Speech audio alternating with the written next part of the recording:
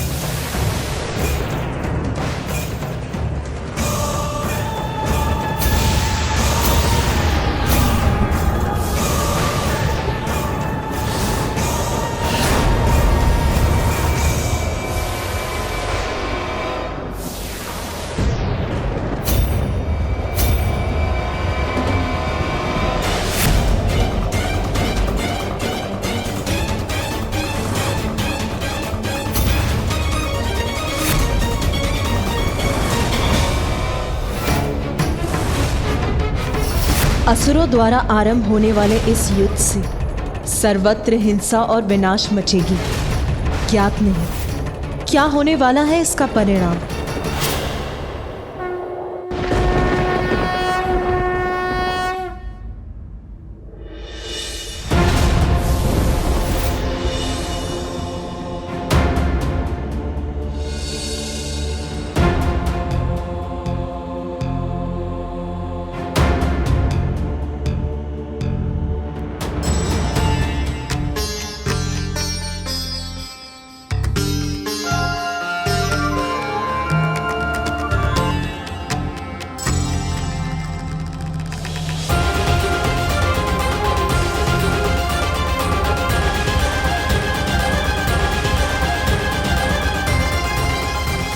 आप सभी के यहां एकत्र होने का कारण ज्ञात है मुझे।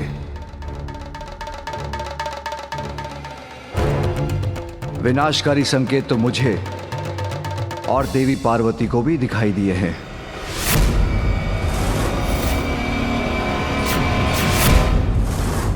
मूषिक असुर एक ही असुर था, किंतु इस बार जैसे असुरों की संपूर्ण सेना हम पर आक्रमण करने वाली है। किंतु प्रभु, कब तक हम इस प्रकार निरंतर असुरों के आक्रमण सहते रहेंगे? कब तक हम उनके भय से त्रस्त रहेंगे? हमने सिंदूरा को पराजित किया,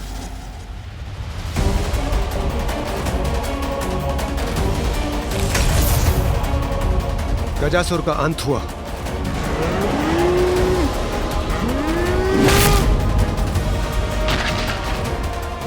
किंतु एक असुर नष्ट होता नहीं, दूसरा असुर उसके स्थान पर खड़ा हो जाता है।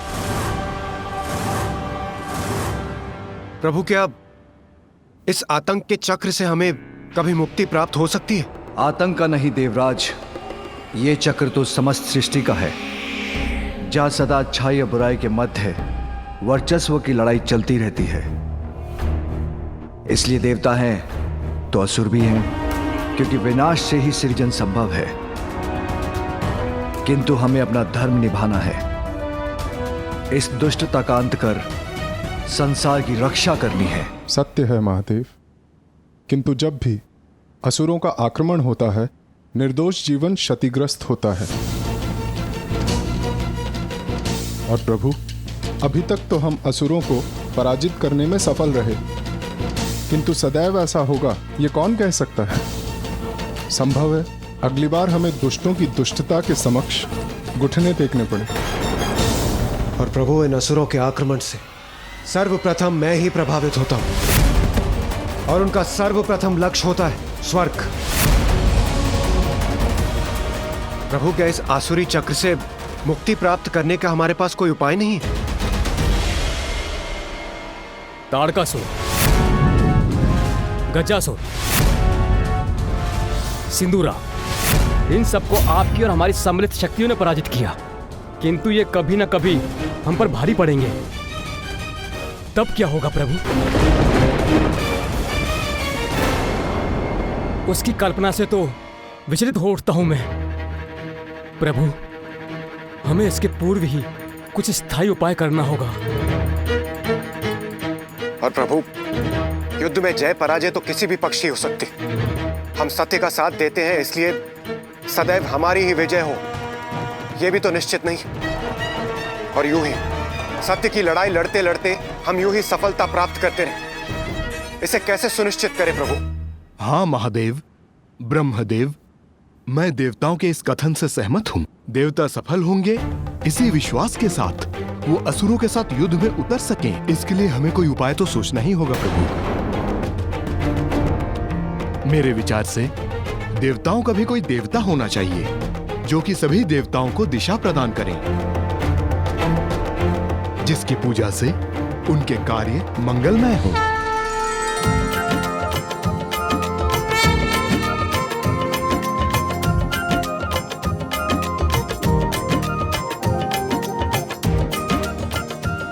देखा, मैंने कहा था ना मूषक जी, हम सफल होंगे। हम आ गए यहाँ पर। हाँ प्रभु, मेरा भी यही प्रस्ताव है। ऋषि अगस्त्य के दिए सुझाव अनुसार हमें किसी ऐसे देवता का चयन करना चाहिए जो सर्वप्रथम पूजनीय हो, जिसकी पूजा से हमारे कार्यों में आने वाले विघ्न टल जाएं। और जिसकी पूजा से वो दुष्टों के मार्ग में कंटक के समान बनकर उनके पथ में बाधाएं उत्पन्न करे।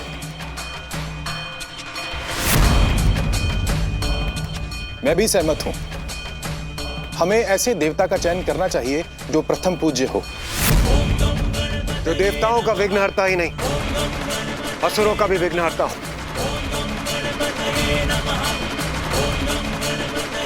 जो देवताओं का भी देवता हो, एक ऐसे देवता जो सम्मिलित असुर शक्ति को पराजित करने में सक्षम हो और सदैव हमारा साथ दे। किंतु प्रश्न अभी भी वही है, कौन होंगे वो?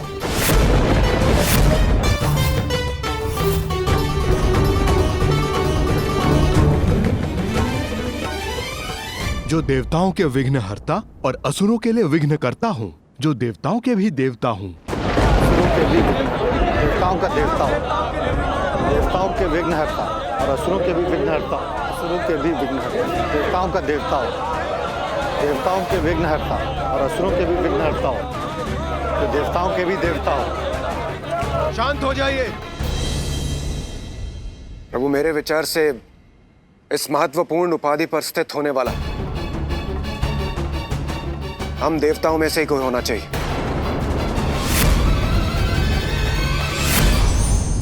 नारायण नारायण। आप समस्त देवताओं को देवर्षि नारद का प्रणाम। प्रणाम त्रिदेव। प्रणाम माता। अब प्रश्न ये है कि समस्त देवताओं में कौन है सर्वोत्तम, जिसे जगत पूजेगा सर्वप्रथम?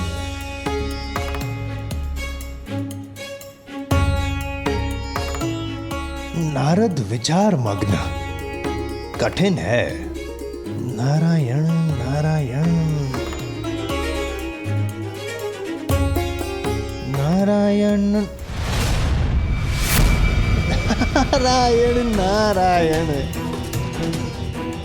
मेरे विचार में इसका उत्तर है अत्यंत सरल। प्रथम पूजनीय देवराज इंद्र ही होने चाहिए।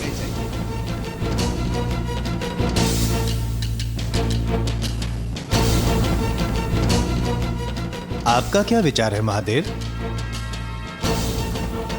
अच्छा, और आप इस निष्कर्ष पर पहुंचे कैसे देवऋषि?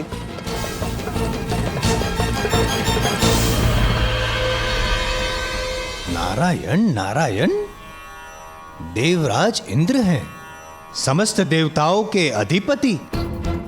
इसीलिए आप सभी देवताओं में यदि इंद्रदेव बने प्रथम पूजनीय, तो आप सभी देवताओं को नहीं होनी चाहिए कोई आपत्ति। और इसका भी है कारण। वर्षा करवाते हैं जिससे उपजता है अन्न और प्राप्त होता है समस्त देवताओं को यज्ञ के भविष्य से भोजन। निसंदेह मुझे कोई संदेह नहीं है कि देवराज इंद्र को ही होना चाहिए सर्व देवों में प्रथम पूज्य। क्षमा त्रिदेव, देवराज इंद्र का अभिप्राय जानने से पूर्व आपकी आज्ञा आवश्यक है। यदि आज्ञा हो तो मैं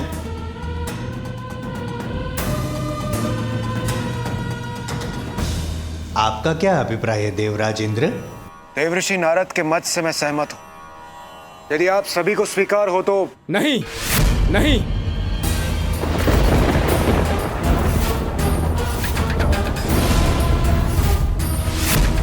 मुझे स्वीकार नहीं है।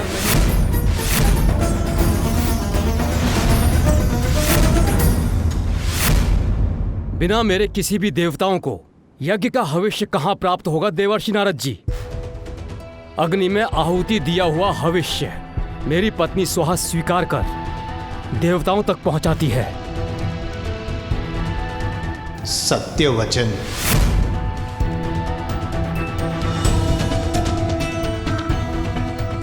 सत्य वचन। आपका कथन सर्वथा उचित है अग्निदेव, क्योंकि बिना अग्नि के हवन का होना तो असंभव है। और अग्नि जो है वो वायु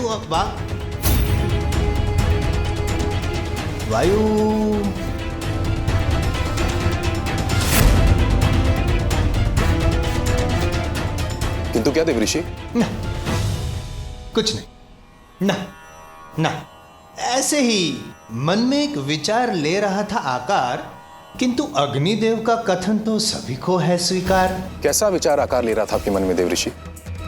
यदि आपकी आज्ञा हो तो मैं बताऊं।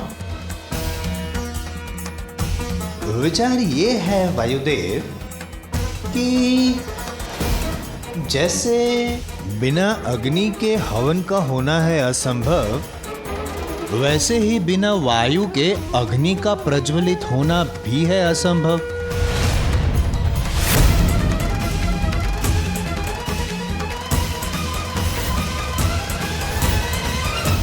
उचित है। हाँ, मुझसे ही तो चलता है जीवन,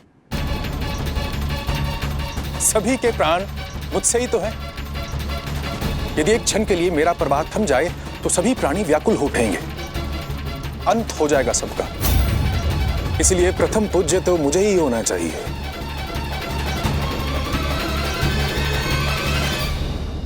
सत्य वचन। प्रथम पूज्य देवता का चयन हो रहा है और आप सभी ने मुझे बुलाया भी नहीं।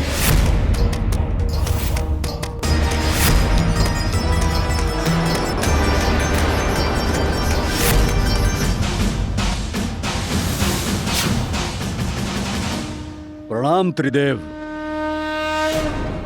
नारायण नारायण नारायण, ये कैसा है अन्याय देवराज? आपने यमराज को सूचित तक नहीं किया। इसमें क्या है आपका अभिप्राय? नारायण नारायण। यदि मैंने अपना कार्य रोक दिया तो संसार से मृत्यु चक्र का अंत हो जाएगा। तब क्या होगा संसार का? आप सबने इसकी कल्पना भी की है।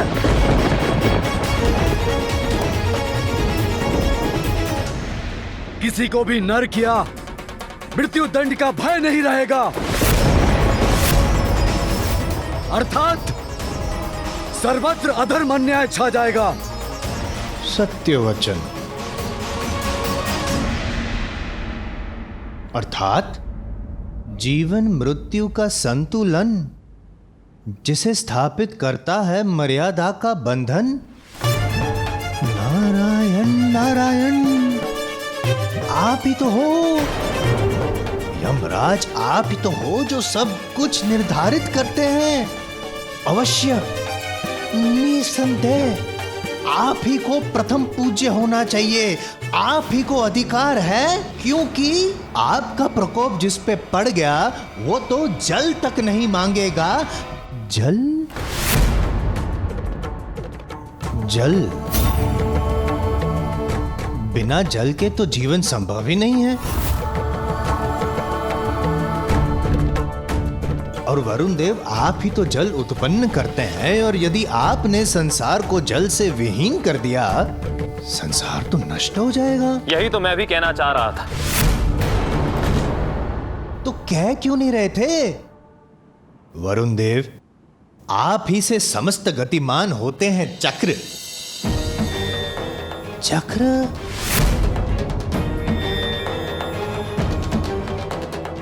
काल चक्र? मेरा महत्व तो सर्वविदित है, अब क्या अपने मुख से कहना आवश्यक होगा? कदापि नहीं।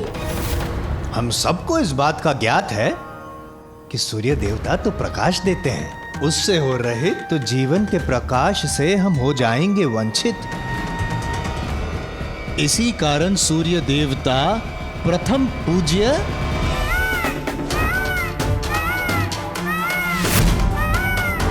प्रथम पूज्य केवल वो नहीं होना चाहिए जो जगत का कल्याण करे, अपितु जगत की रक्षा भी करे।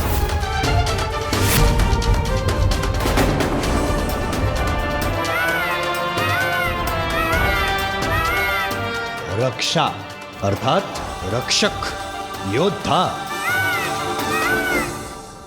माता पार्वती, आपको तो ज्ञात ही होगा, आज देवलोक के पास स्वर्ग है तो केवल कुमार कार्तिकेय के कारण।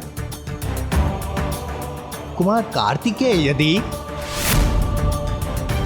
कुमार कार्तिकेय आप ही का स्मरण कर रहे थे और आप आ गए। प्रणाम।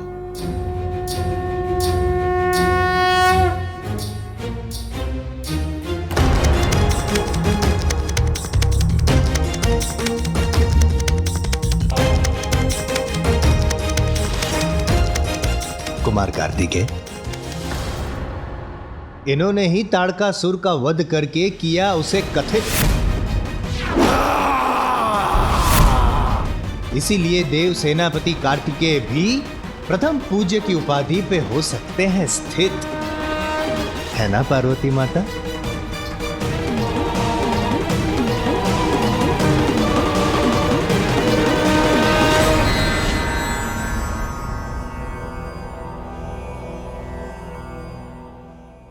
कैसी दुविधा है त्रिदेव, ये कैसी दुविधा है? अब क्या करें? कौन बनेगा प्रथम पूज्य? देवऋषि नारद, इतना समय नहीं है हमारे पास। आप केवल नाम घोषित कीजिए, हम उसी को सर्वप्रथम पूज्य के रूप में स्वीकार कर लेंगे। आप तो कर लेंगे स्वीकार, किंतु अन्य सभी देवता करेंगे मेरा तिरस्कार। यदि मैंने आपका नाम घोषित कर दिया तो यमराज, अग्निदेव, वायुदेव, वरुण देव, सूर्यदेव इत्यादि ने यदि विद्रोह करेंगे नहीं, किंतु अपना अपना कार्य रोक दिया तो?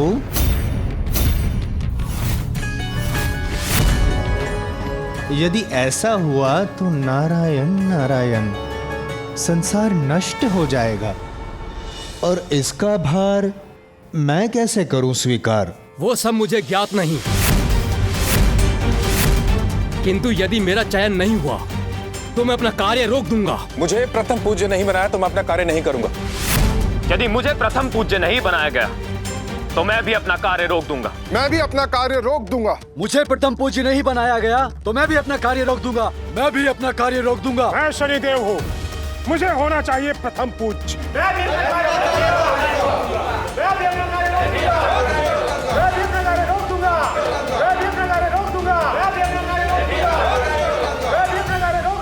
इस घोर संकट के समय में भी ये आपस में ही उलझ रहे हैं।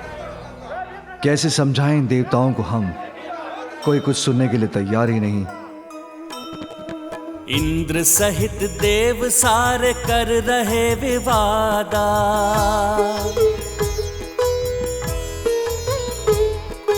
प्रथम पूज्य देवता का सब ही करे दावा।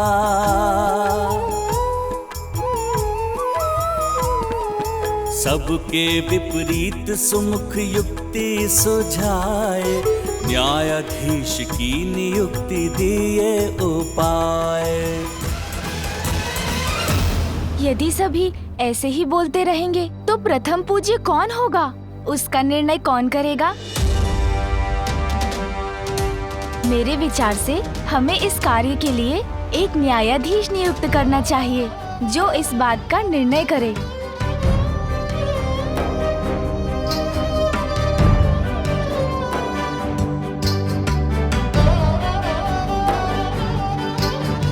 गजानन कदाचित उचित कह रहे हैं। आप ही बनिए न्यायाधीश और आप ही नियुक्त कीजिए। आप ही कीजिए श्री हरिनारायण। मैं अकेला ही नहीं, हम त्रिदेव ब्रह्मा, विष्णु और महादेव, हम तीनों मिलकर निर्णय लेंगे कि आप सभी देवताओं में प्रथम पूज्य कौन होगा।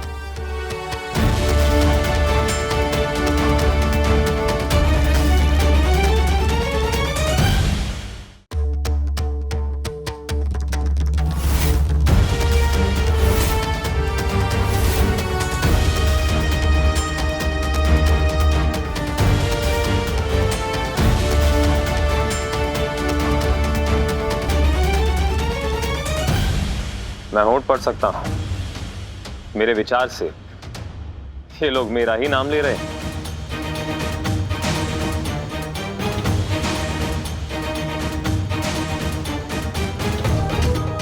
प्रथम पूज्य वही होगा जो योग्यता में सबसे श्रेष्ठ होगा, और इसका निर्णय तो आप सभी के मध्य एक प्रतिस्पर्धा से ही हो सकता है।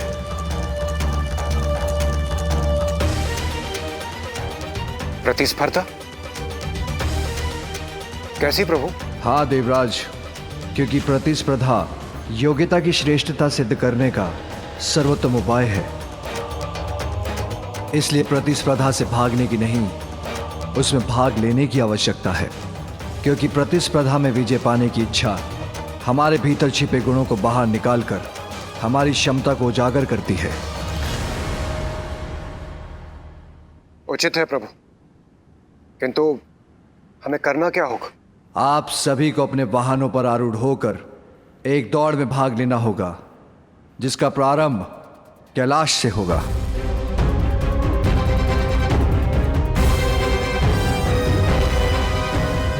अरे वाह, अपने अपने वाहन पर बैठकर दौड़।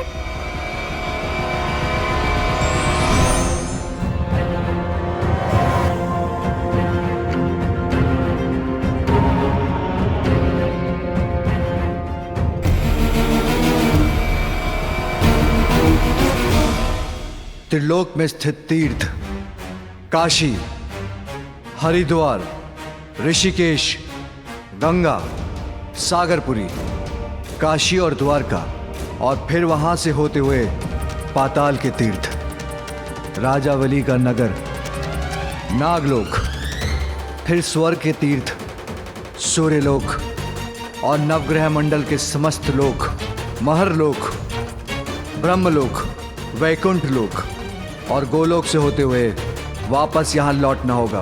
किंतु ये कैसे ज्ञात होगा प्रभु कि इन तीर्थों को सभी ने छुआ है? कोई विजय की लालसा में बिना इन तीर्थों पर गए लौट आए तो? ऐसा नहीं होगा अग्निदेव। इन स्थानों की परिक्रमा कर वहां का एक तत्व लेकर आना होगा आपको,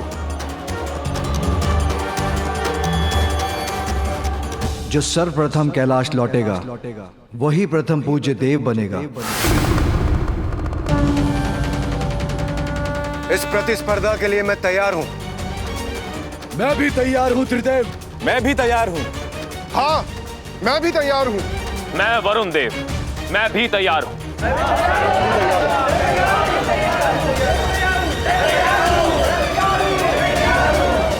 पुत्र कार्तिकेय, इस दौड़ में तुम भी भाग लोगे। जो आज्ञा पिताश्री। प्रभु और गजानन, क्या वो भाग नहीं लेगा स्पर्धा में? अब तो मेरे पास भी मेरा वाहन है।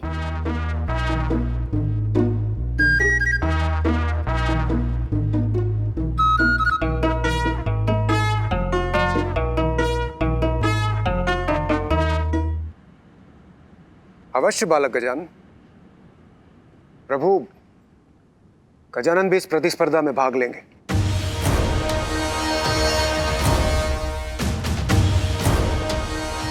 कल प्रातःकाल इस स्पर्धा का आरंभ कैलाश से होगा। नारायण नारायण।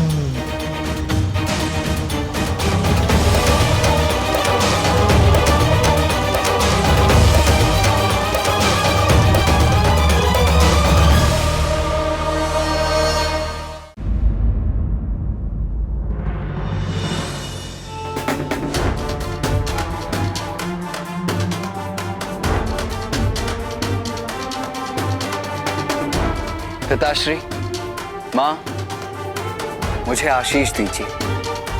मैं इस प्रतियोगिता में सफल हूं।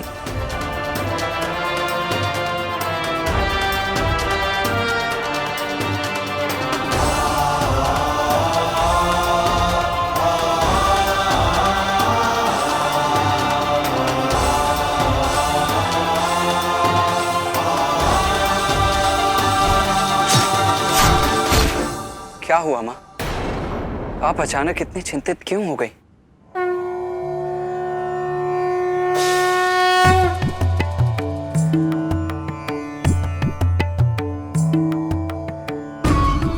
पुत्र, देवताओं और असुरों के मध्य देवासुर संग्राम के रूप में अच्छाई और बुराई के मध्य जो निर्णायक स्पर्धा होने वाली है, उसमें देवताओं को उचित नेतृत्व प्राप्त हो, उसके लिए ये प्रतिस्पर्धा अत्यंत महत्वपूर्ण है पुत्र, जिसमें मेरे दोनों पुत्र यथाशक्ति विजय प्राप्त करने के लिए प्रयत्न करें। ये मेरी इच्छा है। हाँ माँ, अवश्य करेंगे हम। और अब तो मेरे पास मेरा वाहन भी है। अरे भैया, अभी तक आपने मेरे वाहन मूषक जी से भेंट नहीं की है ना? मैं अभी मिलवाता हूँ आपको, आइए ना।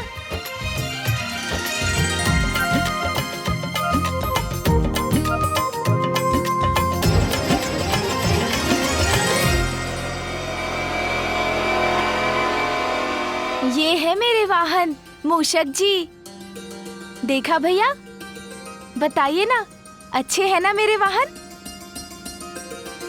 अभी इन पर सवार होकर दिखाता हूँ मैं।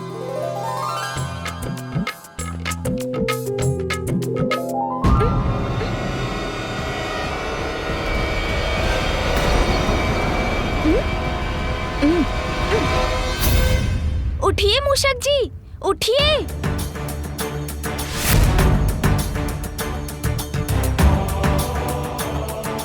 अरे मूषक जी, उठिए ना। ये कैसा वाहन चुन लिया गजानन ने, जो उसका भार उठाने में भी असमर्थ है। कोई बात नहीं मूषक जी, इस बार अवश्य सफल होंगे आप। एक प्रयत्न और कीजिए। गजानन, तुमने अन्य देवताओं के वाहन देखे? उनको छोड़ो, मेरे वाहन मयूर के तीव्र वेग से तो तुम परिचित हो ना? उनसे तुम्हारा ये वाहन कैसे स्पर्धा करेगा? तुम्हें अभी एक दूसरा वाहन चुनना होगा। पुत्र कार्तिकेय, पुत्र, जो योग्यता साधारण समय में दिखाई नहीं देती, वो ही संकट में उजागर होकर व्यक्ति की शक्ति बन जाती है। इसीलिए बिना किसी के सामर्थ्य को जाने उसके बारे में किसी निष्कर्ष तक पहुंचना तो सर्वथा अनुचित है पुत्र। जी माता, शुभ संकल्प तो किसी को कल्पना से परे ले जा सकता है। संभव है कल गजानन और उसका वाहन मूषक तुम्हें चकित कर दे पुत्र। इसीलिए कभी किसी को कम आंकने की भूल मत करना पुत्र। उचित है माँ, किंतु मुझे तो ऐसा प्रतीत हुआ जैसे भैया मेरे मूषक जी को कम नहीं आंकना चाहते। वो तो बस इतना चाहते हैं कि मैं असफल ना हूँ, है ना भैया? और वैसे भी माँ, मैं जीतूं या भैया, विजय तो आपके पुत्र की होगी ना? हाँ पुत्र, कल भोर की प्रथम किरण के साथ देवताओं के बीच ये प्रतिस्पर्धा प्रारंभ होगी। इसीलिए तुम दोनों को तैयार रहना होगा पुत्र।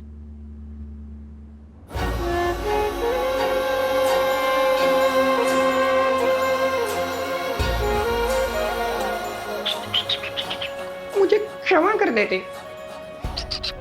यदि मुझसे योग्य वाहन होता तो आप अवश्य विजय पा सकते थे। किंतु मेरे कारण कदाचित आपको पराजय का मुख ही देखना पड़े।